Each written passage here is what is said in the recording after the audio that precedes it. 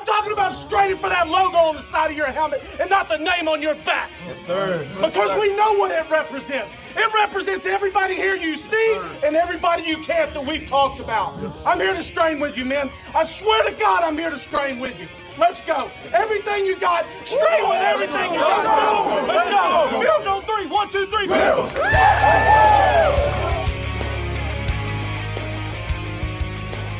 You're listening to the Off Tackle with John Fina show with your host, Joe Miller.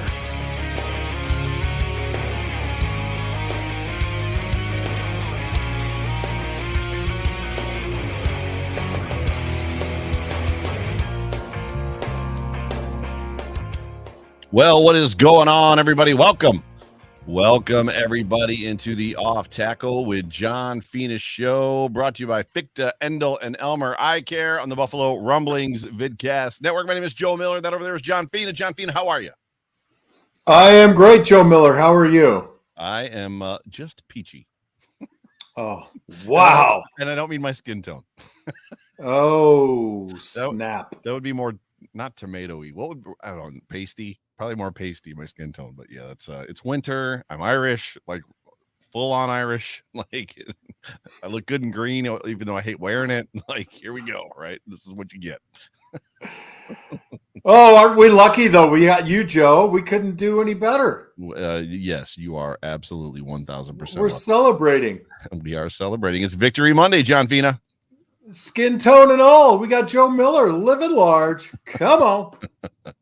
Victory Monday. I got the shirt on. Hold on. Here it is. Show us. Victory Monday. That's a shirt that I do not have and I need in my repertoire. So I've got the John Fina Friday shirt, but I do not have the Victory Monday shirt. I've got the Mimi Monday shirt. I don't have the Victory Monday. I had to pull the trigger on the Victory Monday shirt because it's so cool. Gotcha. Well, it's good to see you. It's good to see everybody in the chat.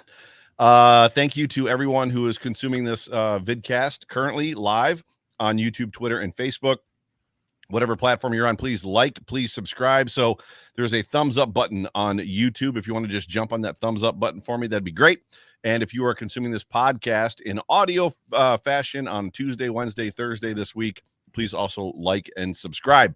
Before we get started, we're going to hear from our show sponsor, Fichte, Endel, and Elmer Eye Care, and let's hear from Spence. Picture this: crystal clear vision without the hassle of glasses or contacts. Imagine watching Josh Allen's game-changing touchdowns with absolute clarity. At Fichte, Endel, and Elmer Eye Care, we can make that a reality. Now, in a matter of seconds with Zeiss Smile technology, you can see clearly and get back to doing the things you love as soon as the next day.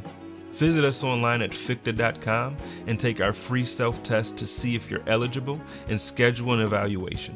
At Fichte, Endel, and Elmer Eye Care, we are focused on you. Go Bills. Go Bills. We got some stuff to talk about here, John Fina. Oh, that sultry tone of Jay Spence. Go Bills. It's just dripping. It's so nice. We're so lucky. We are so lucky. Let's dig right into this thing if that's okay with you. Why don't you give me some just high level thoughts? There's people in the comment section already that are like, if we could get like 40 minutes of John Fina just talking about offensive line play, I'm good. Like literally that's where people's headspace is at, because the offensive line in run protection showed out, right? So go ahead. It's not run protection. Run blocking. There you go. Yeah. I just want you to be savvy, Joe. I know handsome and pasty and wearing green. You got to add savvy, baby. You got to have the whole package. You just made me sound like the Grinch. I appreciated it. Christmas time. I'm here for you, Grinchy Grinch. Thoughts on the game? Wow. Just wow. I did feel, and I don't know, we could go back a few episodes. I did think we'd take Dallas in Buffalo. I mean, what can you say? Both sides of the ball, few errors, great play, incredible energy. The nature of the aggressiveness of the defense was exhilarating to me. The confidence in the offensive line and the run game, showcasing James Cook was fascinating, right? I mean, it took you back 3-4 decades of football to look at kind of like what this is our feature back. Not only can he run it, but he can catch it, and he just continues to impress. It's really a marvel watching him each and every week. Yeah, it's odd to me, and I tweeted about it, because I've made comments in the past because James Cook coming out, he only the most touches he got in one college football game, I think, was 14. So there wasn't a ton of film on him. Clearly, he was elusive. I think he played well against Michigan, right, in the national championship game with the limited touches he had. But like the beat on him was that, first of all, he has bad contact balance. And for me, it's like, well, all the footage that I've seen him in, he's usually 12 yards down the field already, running at full speed when somebody glances him and then throws him off balance. That's not really going through the line. And then the other one is he's not big enough to be a feature back in the NFL. And it's like, well, his brother Dalvin is an inch shorter than him and weighs 10 pounds more than him. So you're telling me that this 20-year-old kid can't put on 10 pounds? Is that, or does he need 40 pounds? Like what are we talking about? Yeah, I mean, just look at CeeDee Lamb. That guy came out, he was a stick figure. And then I don't pay attention to Dallas football very often, but earlier in the seasons, I was like, whoa, CeeDee Lamb hit the food line. He hit the food trucks.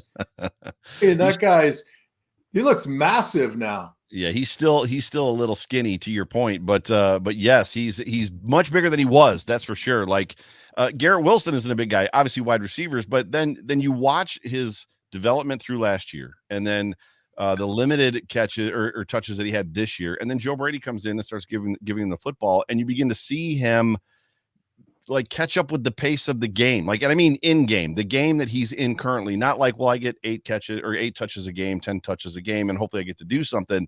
You see him find the flow and the rhythm of the football game. And it's like, why have we not been doing this since week 4 last year? Like what? Well, go back and listen to this really cool show that I'm on called the Off Tackle Show.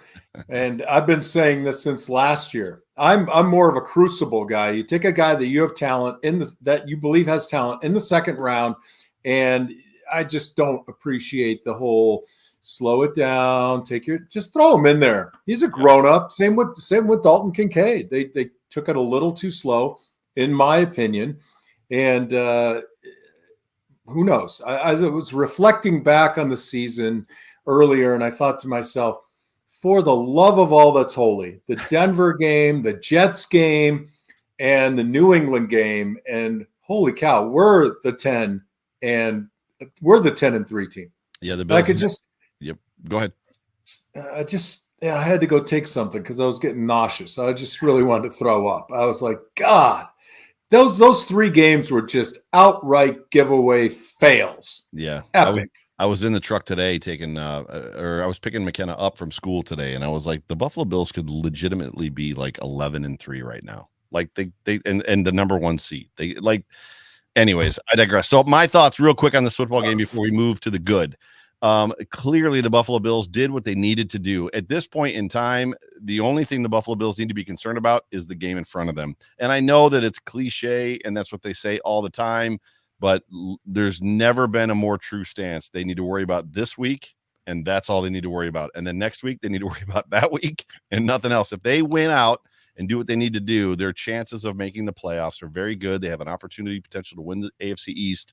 I think there's a rogue outside chance they could actually be the 1 seed if they win out. Obviously, there'd be a whole lot of losing going on around the NFL, which the Bills have not gotten a lot of help. But this was a great football game. I said last week on my show that I felt like it was something last week, the Chiefs game, they could build off of, which what I meant by that was the defense staying aggressive with the Bills having a lead, which they did. And this game, they to use the phrase that we all like to say, they stuck their foot on the neck of the Cowboys and did not let it up. They were like, nope, stay down there. There was no moment where it's, what if they throw a 90-yard pass? Oh, no. They were just like, we're just going to stop everybody and just do what we got to do. So great football game. Good. We're going to be here for a minute. There was a lot of good in this football game. And I want to build off of something that Dan Orlovsky, and I'm sure you watched some of Dan Orlovsky's stuff, right? Like, he's a former quarterback in the NFL. He's the famous quarterback that ran out of the back of the end zone as he was like trying to just go laterally and stepped out of bounds for a safety when he was with the Lions. I tend to not pay attention to too many people because I like to formulate my own thoughts rather than steal, beg, borrow, and thieve. Dan has been very good about being level-headed, and him and actually ESPN Greeny, Mike Greenberg, recently have both been like, I don't know what you guys are talking about. Y'all trash Josh Allen, and he's not really the problem. But Dan actually was breaking down what the Bills did against the Cowboys, and he was talking specifically about the Cowboys defense. And he was talking about the fact that the Cowboys run a lot of nickel 4-2. He didn't say nickel 4-2, but they run 4 defensive linemen. Two linebackers that are like 200-pound guys, very, very light guys, and a lot of like defensive backs. And the problem that the Dallas Cowboys had was the fact that we kept putting 300-pound offensive linemen on these 180 to 200-pound guys, and they couldn't do anything. And then we just ran the ball right down their throat, which to me was a very stark reminder of what the Colts did with us with Jonathan Taylor. They just kept chugging Jonathan Taylor down our throat as we just would not come out of the 4-2. So I thought you talk about not coming out of the 4-2, but it's a personnel issue too, right? I mean, right. Say what you want, but look at Dodson, Bernard, and Williams. Those are not Ray Lewis, big fellas filling gaps, right? So instinct, alignment, edge, power, and aggression. They might have done a little bit better, but Brian Urlacher, 6'5". Did you play against Brian at all, or was he just after you? He was after me. After you, 6'5", playing middle linebacker, just like, and big, like from the University of New Mexico. Just a big old boy. Yeah, he lives in Phoenix, I understand. Okay, so. Honestly, I look at this game and I think to myself, what really makes that game? And I know you talk about the defensive personnel, and they ran 4-2 and they were light, maybe some 2-3 safety kind of stuff, because historically the Bills try to beat you with Josh Allen in the arm, right? So that makes sense. Yeah. But the layer that Joe Brady is bringing is how he's utilizing running backs out of the backfield. So we had some nice play action last night, but we're also leaking the running backs out. So whereas you have a spy now for Josh Allen, if we're releasing the running back through the middle or through the B gap and putting him out in space, you're eating up a guy, which opens up the middle of the field. So we didn't need it because we were exposing them with the run, but you can be damn sure that if we had to go back to the pass, we would be hitting the middle of the field because we'd have the linebackers sucking up on the running back crew, which, by the way, all of them played pretty damn well. They've been playing well for 4 or 5 weeks. I mean, this Ty Johnson kid has flash. Like, he can see holes, big boy, and get through them. So Ty Johnson's best play of the game was in the second quarter, and he's lined up in the wing formation outside of Deion Dawkins, and they run that play that I call zone revert, right? So we're running zone to the right, and we're pulling Spencer Brown across the formation. Deion Dawkins at left tackle has an opportunity to mug up on the linebacker who's threatening the B gap, but instead he takes the defensive end. And I'm thinking to myself, okay, he's on Micah Parsons. I get that. But there's a guy in the hole. The play goes, and I'm like, I got to go back and watch this again. Who's the guy that comes up into the B gap and takes on that linebacker and has a brilliant block? None other than Ty Johnson.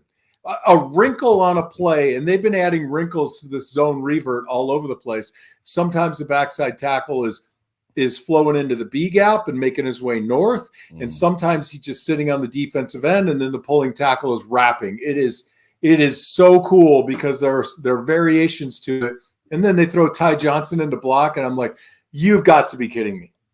It was one play with 3 different variations that we saw. We ran lead weak with our incredible fullback Reggie Gilliam. That was a huge play. We ran outside, and we ran a lot of inside zone. We ran 4 running plays over and over and over. It was brilliant. So the Bills have gotten a lot of criticism from all of us that watch it, whether we're content creators or just the everyday fan, watching the Bills incessantly hand off out of the shotgun. and they incessantly handed the ball off out of the shotgun in that game yesterday, but it was working. And I think that's the question that I have for you is, was it something in the way that they schemed? Because Dan Orlovsky talked a lot about the fact that they basically said to themselves, we're not going to block Micah Parsons. Like, we're going to run it number 14, which I can't remember that guy's name, but they're like, we're going to go in this direction and let Micah Parsons just kind of do his thing and chase the play, which he did a lot of in that game. So I guess that's the question I have. Why did it work in this football game when it has not the wrinkles? You talked about wrinkles. Why was it so effective? There was one point in time they ran the same play 3 times in a row against the Cowboys, and I think they got like 6 yards, 8 yards, and 8 yards. The Cowboys had no answer for that play. They couldn't do anything. So, I mean, the truth is, after rewatching the first half today, that it didn't always work. And James Cook bailed out a couple of 50-50 blocks like a 10-year vet. I mean, his and I always say, he's a low center of gravity, but he really, before he makes his move or his jump cut, he really drops his ass, and he's able to make that cut and accelerate. So I'd say on 3 or 4 plays that should have been 2-yard gains, he turned them into 6, 7, 8, 9-yard gains. So it looked great. Some of the blocking was fantastic. There were a few that left a little to be desired, but James Cook bailed him out, and it was brilliant. Yeah, he has a great running style. We've talked about it a lot. And I'll tell you another thing. Joe Brady really has a patience for calling the run and saying, I think it's there. I'm going to stick with it, knowing full well that on occasion you get a 1-yard gain, you get a 2-yard gain, you get no gain. That's just how it happens. But if you believe in the plan and you see the things from the top that lead you to believe we can still work these schemes, then going back after it is always a good thing to do. Yeah, real quick super chat from Michael Graham. Michael says that first time watching live. Keep up the great work. Michael, thank you so much. We appreciate the super chat. And Michael, where you been? You laying down on the job, listening in your car in the parking lot? You watch it now. You make it on time for work tomorrow. You don't get written up anymore. Come on, man. It's only year 4 of this show, right? 3, 4, year 4. So yes, but we are so happy to have you. Thanks for coming by the live show, Michael. Did you hear any of the live pressers after the game? I picked up a little bit of Josh. I think it was on the field though, and little James Cook. Yes. So literally, the question was asked of Deion Dawkins, Josh Allen, and I don't remember if it was asked of more than of another person, but they asked them because there was a disparity in play calls, right? So Josh Allen threw the football 15 times, completed 7 passes. The Bills beat them by 20 something points. Like, that's insane. Which if all of us had heard before the game, Josh Allen's only going to complete 7 passes, we're like, I'm not even going to turn the game on. like I'm going to just go to bed. Like, I'm going to get drunk and I'm going to go to bed. Like, I'm not going to watch the football game. But they asked him, was that by design? What did you see going into the game to make you like go that heavy in run? And literally Josh and Deion Dawkins basically said that wasn't the game plan. It was all Joe Brady. Joe Brady was like, they can't stop it. Let's make them stop it. And they just kept running the ball straight down their throat, which I feel like, to your point about Joe Brady, as much as Brian Daboll is heralded and is, is being the play caller that kind of developed Josh Allen, but there was a lot of criticism around Brian Daboll. If you remember, there was a lot, like he could design plays and he could scheme guys open, but it felt like he just never had great pulse of what was happening situationally in the game at times. Ken Dorsey, a whole different conversation. But it feels like with Joe Brady, and this is just me as a fan and just as I mull driving around in my truck or sitting like while I'm working, it feels like plays were being called before, and now there's a purpose for why a play is being called now. Right. So, people throw a lot of commentary around like, oh, you need to be situational. Well, what does that mean? It means put the play that you've designed to get 4 yards in place when you need 4 yards. Right. So you've got 3 or 4 of those. It's 3rd and 4. You need 3 or 4 of those. And if they give you a look, then you're going to try to throw it down on the 9 route. Maybe you drop back and protect because they've shown something. But what I see is when you're preparing for a game, you're like, not like me, but you're like an artist staring at the canvas, right? Mm-hmm. And you get your chalk, you do your line drawings, and then you start to fill in the color. And then you start saying, like you're Bob Ross, I'm going to add a tree over here, and then I'm going to add another tree. And then by the time the game comes around, your game plan could be swollen, right? And you feel like I made this. Look at this beautiful game plan I've got developed. And look at this giant card I get to read all these plays off of. So you almost start to get married more to your game plan than the actual game itself. Right. So right. if you filled the game plan with all these nifty, great ideas, but something's working, you know what they say, ride the horse you came in on. Yeah. Yeah. Right. Yeah. And he did just that. And I think that's really, I'm glad that you told me that instead of me having to filter through a bunch of media to hear the comment, because that gives me great faith in a guy that has a feel for the game, right? Who's actually on the phone, who's talking to the players and saying, tell me what you see, instruct me. What's the opportunity? And, he's obviously paying attention to that. Now, look, I'm not willing to crown the guy yet. I think he's doing a terrific job. And, boy, that learning curve, woo. Well, he's done this before. Being a play caller. He's done this before. This isn't his first time. So he was a play caller in Carolina and in LSU when they won the championship with Joe Burrow. It's a different crew, a different cadence, a different feel. And you know what? I'm telling you, you get tight. So he's looking pretty loose. I'm pretty happy about it. He looks good. It's been 4 games. There's an aspect for me that I'm probably ready to crown him as far as that goes. It's funny because everything that you just said about, kind of backing up what I said about you find a play that works, keep running. I was going to go to like a family thing. So as a little kid, I remember sitting on the couch with my grandpa, and my grandma would come in the room, and they were married forever, right? So for a million years, and old couples with it, old couples interact, and like the Bills were not good back then, right? Joe Cribbs is the running back, or Greg Bell at the time, I can't remember. And I just specifically remember like they'd have one good run, right? The Bills would have a good run, and my grandma would be like, I don't understand why they don't just run that play every time. And my grandpa would swear at her, Dorothy. Like she didn't know, and it was just so. And then you watch it happen in real life. It's like they just ran the same play 3 times in a row. Like it works. Okay, so every time. But you're bringing up a great point. Let's just say, looking forward, and we will beat the Chargers, but there might be a circumstance where those brilliant run plays of yesterday don't work next week. Right. But right. You still got a run game plan, and you are going to implement that SOB.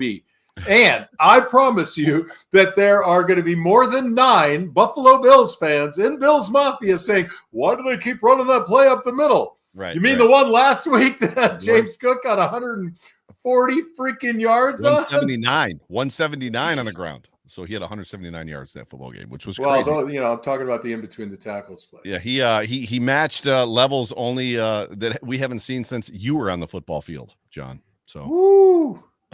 there were some running back behind you. So look, there were some really fine performances out there on the offensive side of the ball, and I love Josh's comment about I feel like I did a class project and I got an A, but I didn't do diddly squat. I loved it. Yeah, it was great. And I think that's a relief for him, and it bodes well because now people will look at this film and say, wait a minute, the Bills killed Dallas and they hit 7 completions. We better go look at this film. And, it was great when you watched Barry Sanders in Detroit and you thought to yourself, well, I'm looking at the film. How do I stop him? I mean, they're all trying to stop him. Right. So it definitely, like, you start looking at the Bills' offense and saying, okay, wait a minute. They can beat you with the quarterback's legs. They can beat you with the running back's legs.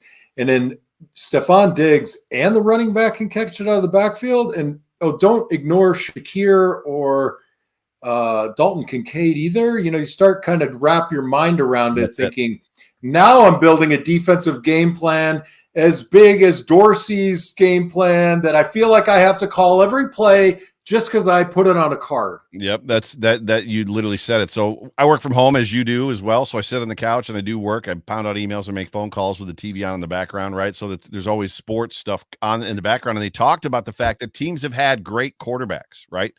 And great quarterbacks haven't necessarily won the Super Bowl. Teams have had great running backs, to your point, Barry Sanders, right? And they haven't won the Super Bowl. The Bills are in a situation where if they can get teams game planning against them to stop the run, and you've still got a great quarterback behind him that can be Superman when he needs to be, right? Not to mention the fact that he can also run himself. So they're already pulling somebody out to spy him.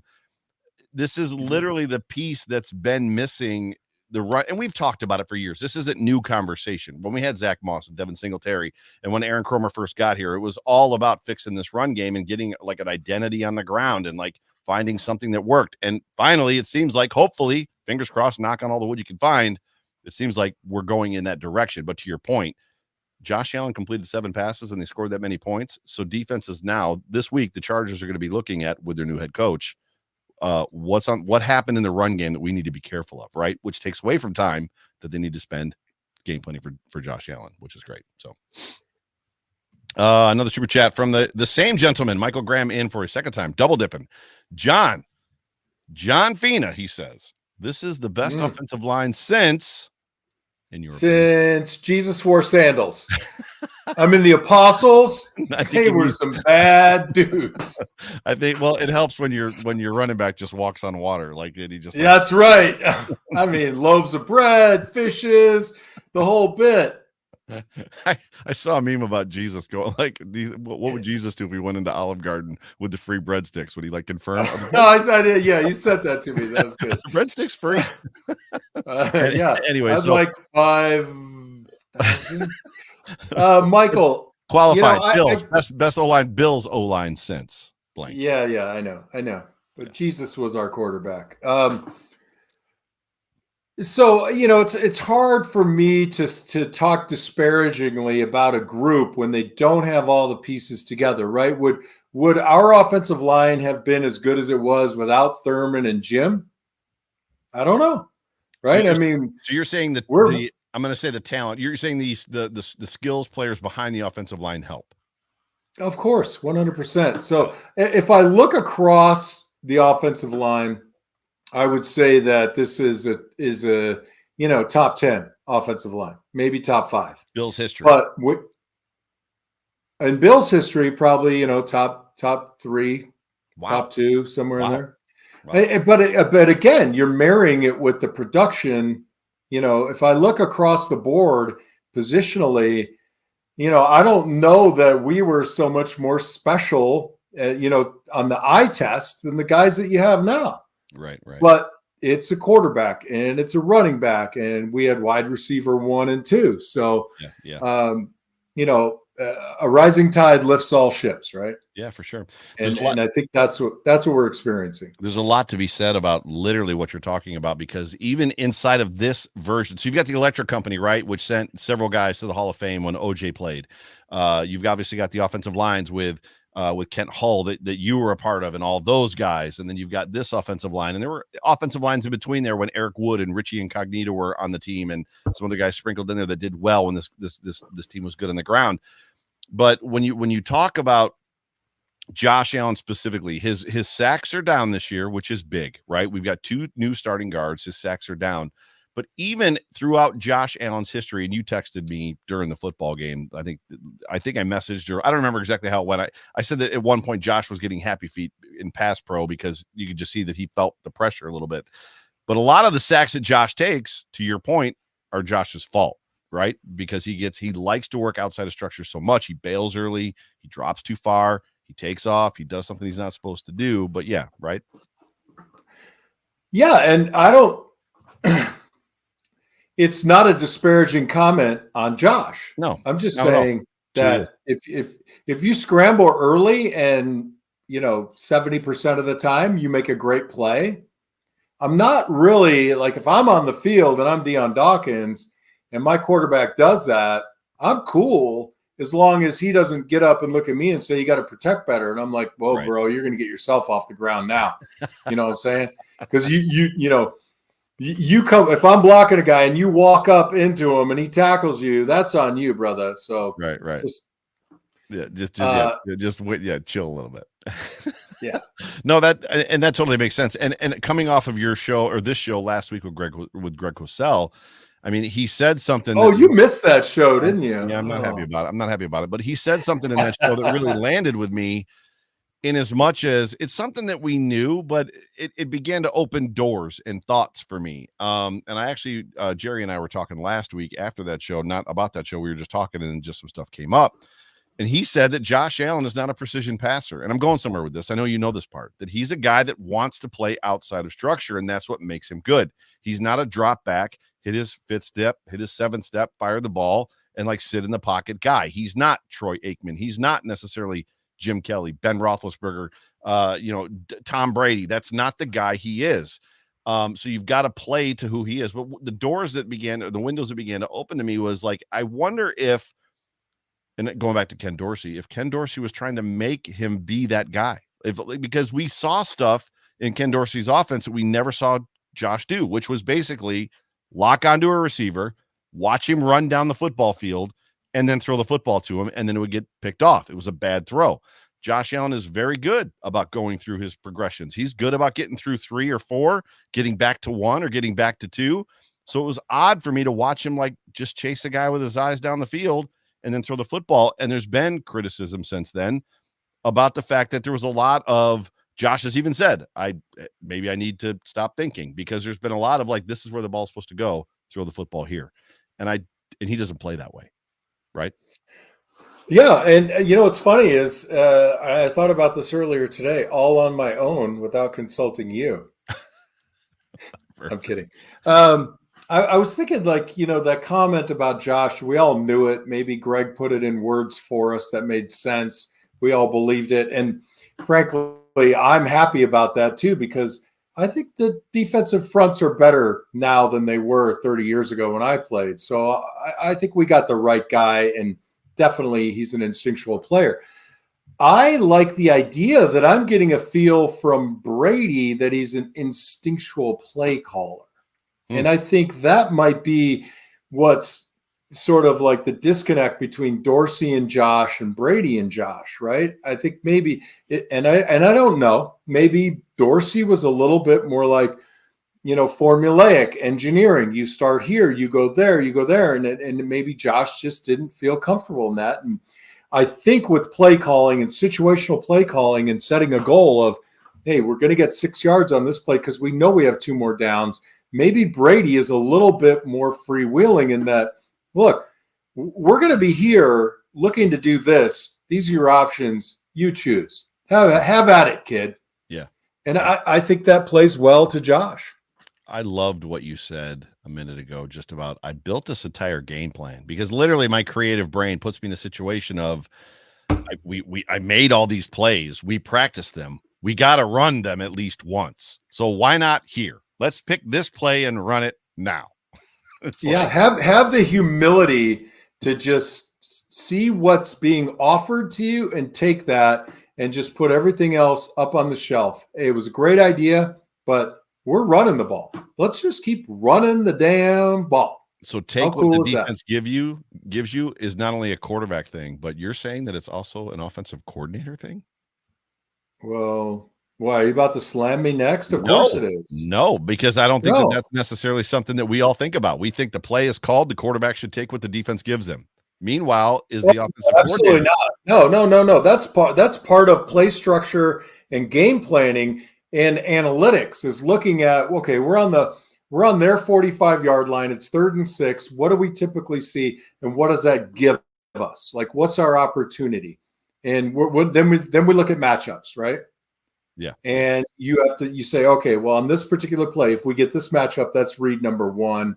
If you get this if you don't, then that's read number 1. And where's my outlet? And everybody's talking about it.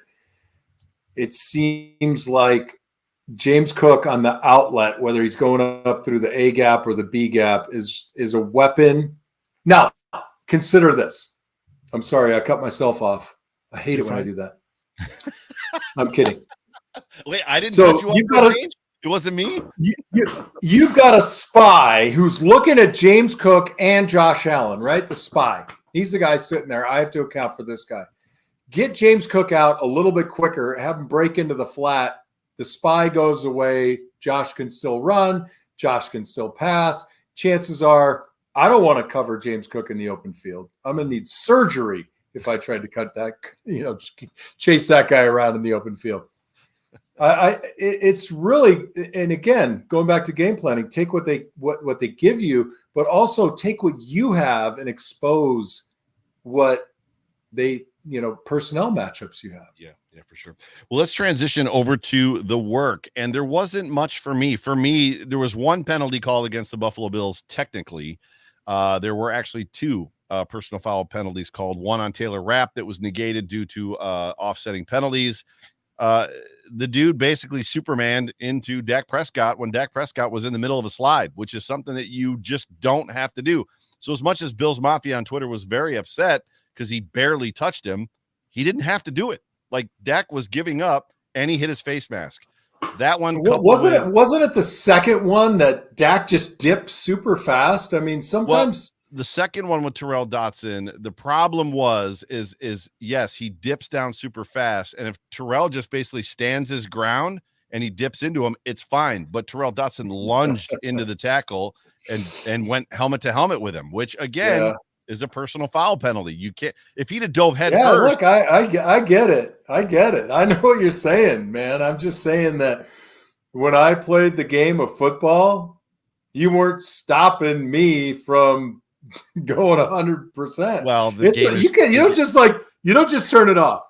I'm telling you, the game has changed, John. The game, but I'm still telling you the instincts that are required for you to play that game. And you're flying up on a guy, and he does a late slide. I thought first one was a good call. I thought the second one wasn't so good. I would agree with you in principle. I think the problem is it's the lunge effect. So he's sliding into you on the second one. He's sliding into you. You don't have to lunge forward into him, which is what Dotson did. The first one, there are times when it's a bang, bang, very quick, hurried motion. The quarterback goes down fast, but there's also times, and this was one of them for Taylor Rapp, where you can see the defensive back, the defensive player make a decision because whatever he's doing, there's kind of a hop up, a hop down, and then a dive at the quarterback when he's already going down. Like he's making the decision to dive at him when he's giving up. And to me, it's just completely unnecessary. And you were hurting your football team, right? It's a potential momentum changer, which we've seen happen to this football team. But at the end of the day, it's hard to complain when they effectively had one penalty. I mean, it's all it was, one penalty, and it didn't really hurt them, right? So you say that, and I don't know. I'll go back and look at it, but I think it's more egregious what Lawrence did to Josh because they were standing up, and he literally took that extra step. I think when you're flying around from the secondary, from the second level of the defense, a lot of those instinctual motions and dropping and launching are already in play.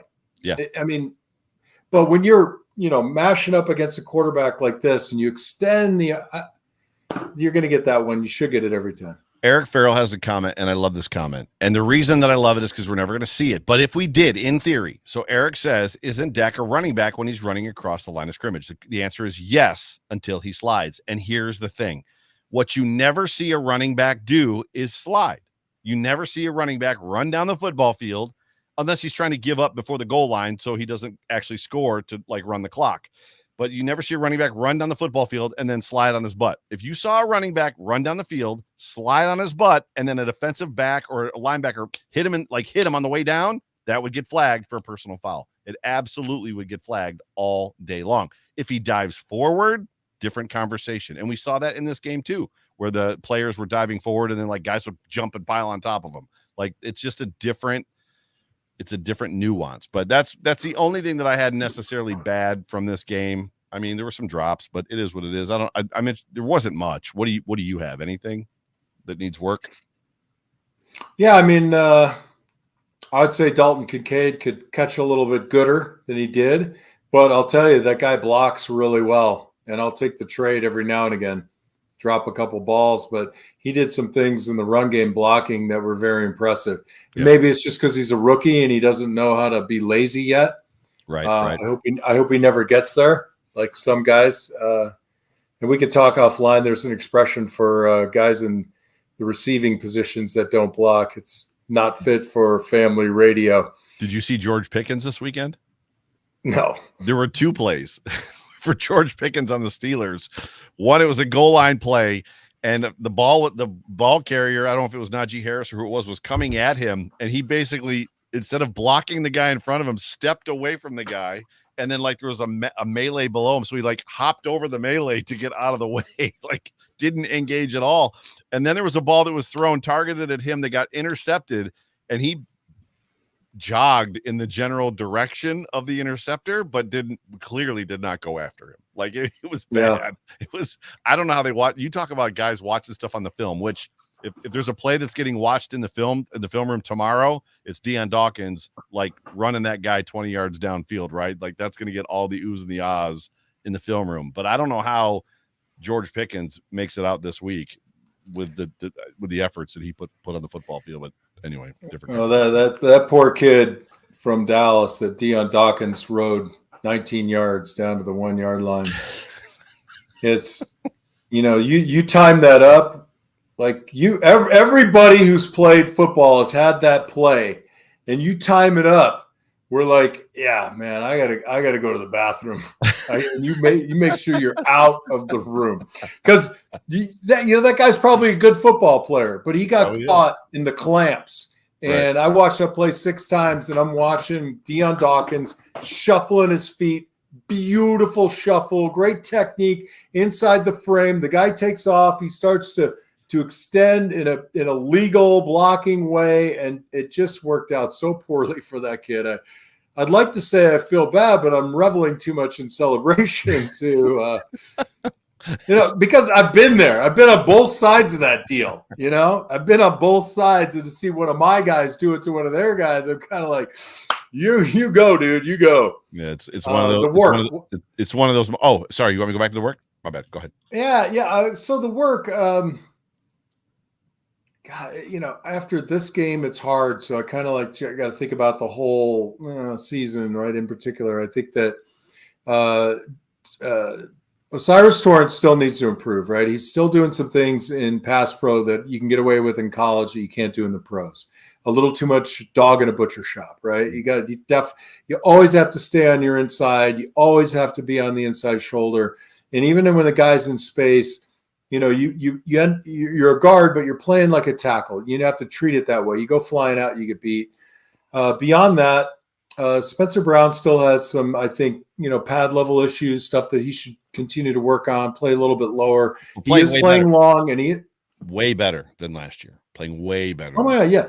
Well, I mean, and we'll never know. I mean, until we sit down and drink a bottle of bourbon with the guy. I mean, how much was the back injury really affecting you? But he is so much. People love this, especially like physics, people that do math. I'm like, he's more squarer than he always is. Like, oh, square, right? But you could see his hips are not turning. And I think, I sent something out to Jerry during the game on that. When you stay square, you force a guy to beat you upfield. And if you're an athlete, then you get to be an athlete and you get to widen the guy and run him around the back. Wow. What else can they work on? Joe Apposito said 2 punts almost blocked. Special teams, and I like Coach Smiley, has not been – there's been some issues, some challenges this year.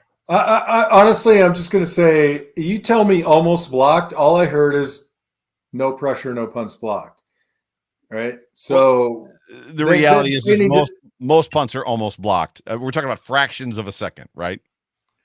Yeah. Well, it's a good thing that nobody coached that guy on how to block a punt because he had it blocked. Yeah, special teams can continue to improve.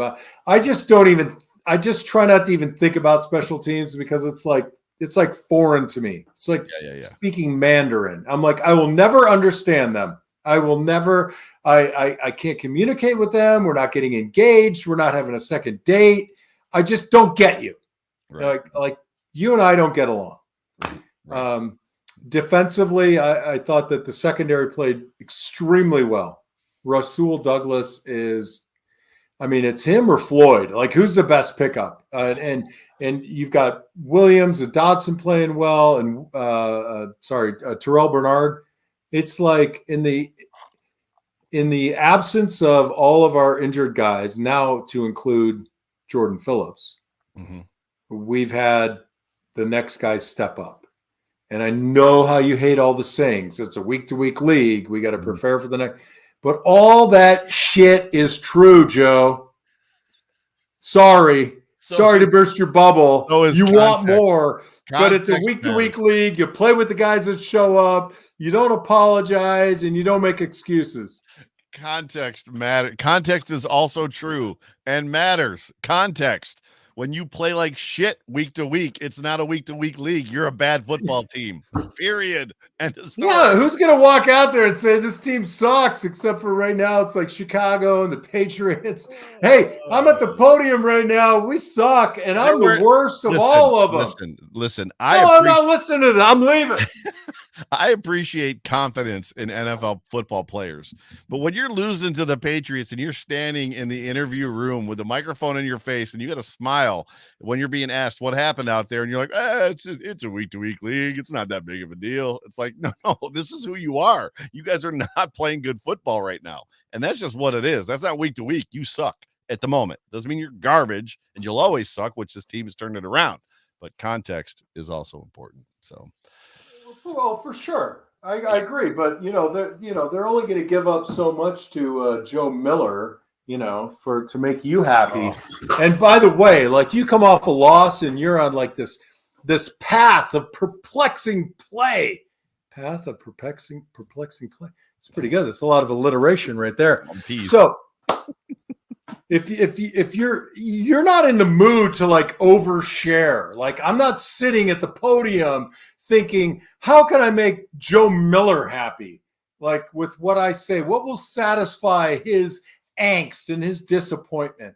I got to be honest with you. At that point, I don't give two shits about what Joe Miller thinks. I just want to get to that podium, deliver a message. I don't care if you think it's great or it sucks. And then I'm going to get my ass to the weight room, the training room, the meeting room, or the field and get ready for the next one, because it's a week-to-week league and I got to get ready for the next game. Just so everybody knows, tomorrow John is announcing his candidacy for the governor of Arizona, because that is a very political answer, and that's how politicians answer questions. But at least I delivered it with passion. I would be up on the dais, be like, hey, Joe, look, I appreciate you want me to give you a little bit here, but I don't care about you. And I'm just going to give you the run-of-the-mill crap because, frankly, I don't want to sit here and talk about how crappy we are at the moment. It's more about the questions that are asked. And I'm friends with a lot of the Bills beat guys, like good friends. But there's an aspect of, like, Joe Brady gets asked last week about Stephon Diggs and the bubble screen that he got thrown or something like that. And so I don't remember exactly what happened, but Joe Brady's answer was, well, we threw the bubble a couple times and it worked. And I was like, when? And that's what I would have said. If I was a beat reporter in that locker room, I was like, can you tell me when the bubble screen worked in the last 4 years? Because this is the worst bubble. What are you talking about? We actually had some decent success with it a couple of games ago. You and I were on a podcast, this show with Steve Tasker, and Steve Tasker finished my sentence. I said to Steve, when you've got a defense that sees the bubble screen as much as ours does and gets beaten by it, he literally stopped me and said, why can't our offense run one? And I was like, yes, exactly. I hate the play. I mean, I don't even want to talk about it because I hate it. Right. But anyways, that whole thing is about just, answering questions. But let's talk about this. This is going to be quick. We're going to be done here in a minute, which I did my best this week, just so you know, to get us out of here in like 35 minutes, 40 minutes. Yeah, I know, but that's the problem. We got to do a separate podcast because then we're like, we don't play off anybody. I was like, 10 minutes. A great game. See you later. 2024, the Off Tackle with John Fina show is going to be a daily show, 20-minute daily show. So you want to do that? If we get the sponsors for it, I'm all in for sure. I'm telling you, Michael Graham said he'd vote for me. Maybe he's got a few ducats. You got to be able to substantiate my campaign with some dollar value, Michael. Let's go. The Buffalo Starts Bills. here. The Buffalo Bills are flying to Los Angeles to play the Chargers, who have just fired their head coach and who should have been fired 2 years ago, probably. I don't expect this to be a rally around the head coach kind of game. They fired the head coach and the general manager. That team is a mess. Obviously, Justin Herbert's done for the season. Keenan Allen struggling with some injuries. The Bills should go in there and they should dog walk this team, in my opinion. So I don't know what you've got for expectations for this game. Oh my God.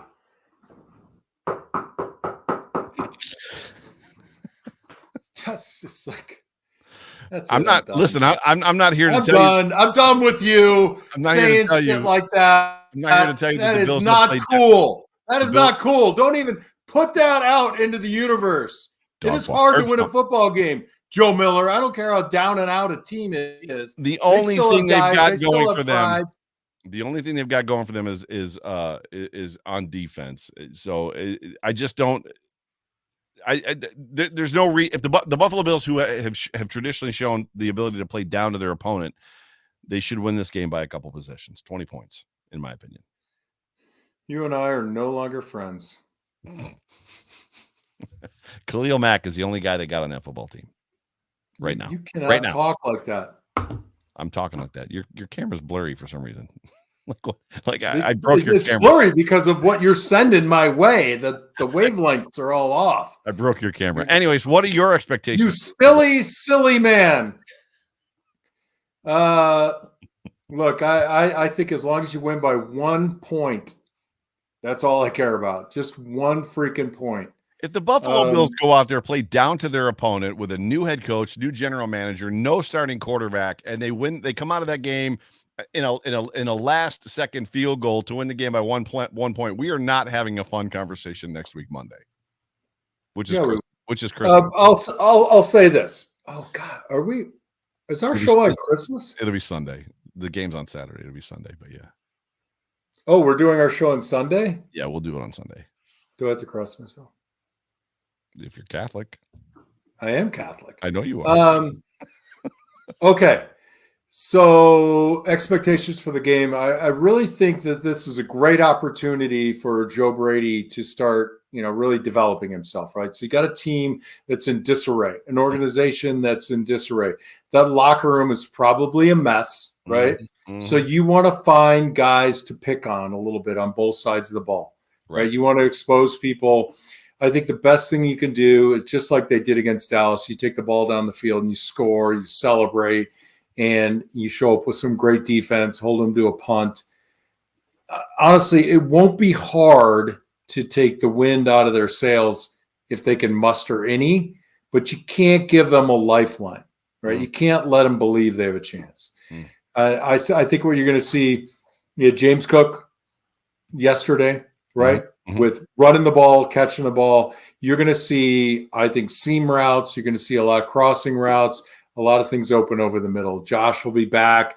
He'll be 21 of 32 for 305. I think James Cook will have probably 12 carries for 78 or 85. All running game on the ground. You're going to have 120. Bills win by 13. I appreciate that. I like the 2 score. Eric Bynum, who's the editor-in-chief for Buffalo Rumblings, says, and he's responding to Eric Farrell, who's like, oh, great, all the content creators are going to go out and talk about how we're supposed to blow the doors off this team. He says, as the editor-in-chief of Buffalo Rumblings, I can assure you that I won't be discussing how the Bills should blow the Chargers out. Well, I get free speech, and I'm allowed to say whatever I want to say. On the show. And the editor-in-chief is not going to stop me from saying we should curb stomp the Chargers in this football game. Curb stomp them. I am canceling you for your utilization of free speech. You are allowed to fire me. This is your show. If you want me out of here, yes, you can literally say to Matt, I'd like Joe Miller gone, and I will. Yeah, but you guys know me, and you still haven't given me the keys to StreamYard, so I don't even know how to set up a link. So you're safe until somebody gives me the damn password and login information. What he's saying is absolutely true. It is 100% true. I feel like I'm being treated like an infant around here. Oh, look, I found Gary O's helmet, the one he was born in. That's amazing. I was at the Bills store today because I have a big gift card for being a season ticket holder, and like an authentic What? helmet. Hey, Bill's what am I helmet getting? You're not. An what am I authentic getting? Bills helmet is $419. $419 for an authentic Bills helmet. It's like, good Lord. That's a lot of money. And that's the end of the show. So I'm going to get us out of here unless you've got something else to say. I do. I in my heart of hearts, I wish that Bill's Mafia would just be a little less, manic. Mm-hmm. I know it'll never happen. So my show's called the Overreaction. My show's called the Overreaction Podcast. But you don't tend to. It's a total. But Bill's Mafia a total red herring. It's a red herring. Bill's Mafia does. Yeah. Yes, that's right. They do. Look, we love our team. You're not going to burn all your Bills gear like they do on Fan Zone on college. No. Which is great. The Dr. Pepper commercials. Right. So love your team. Love them for their faults. Love them for everything they do. That's great. Forgive them for their losses and celebrate their victories. And, it's we got an opportunity. We need a little help. We own our destiny in some ways. But I hope that you and I, Joe, get to talk live into the playoffs. And I'm rooting for our Buffalo Bills. I think they have a chance, and I think that they've got a feeling right now, and that matters. Yeah, if they can keep that going, that will matter. I agree. So it's being asked what time we're going on Sunday. Keeping in mind Sunday is Christmas Eve. So everybody stay tuned. I don't know. We'll figure it out. It won't be Christmas Day, I don't think. We might have something special coming for you for next week's show, which will be fun. But stay tuned. We'll keep you all posted. But ladies and gentlemen, with that being said, you have been tuned into the Off Tackle with John Fina show, brought to you by Ficta, Endel, and Elmer Eye Care on the Buffalo Rumblings Vidcast Network. My name is Joe Miller. That there is John Fina. What are you smiling about? I just think that you're so talented, and I'm amazed. You're looking at a comment. I'm like on a different screen, so I can't see the comments. No, I'm not. I think you're fantastic. That's Joe Miller, everyone. He's the voice, and he is the co-host of the Off Tackle Show with John Fina. And thank you all for joining in the comments. We really had a great time. And Joe? Yes, sir. Go Bills. Go Bills, brother. Go Bills.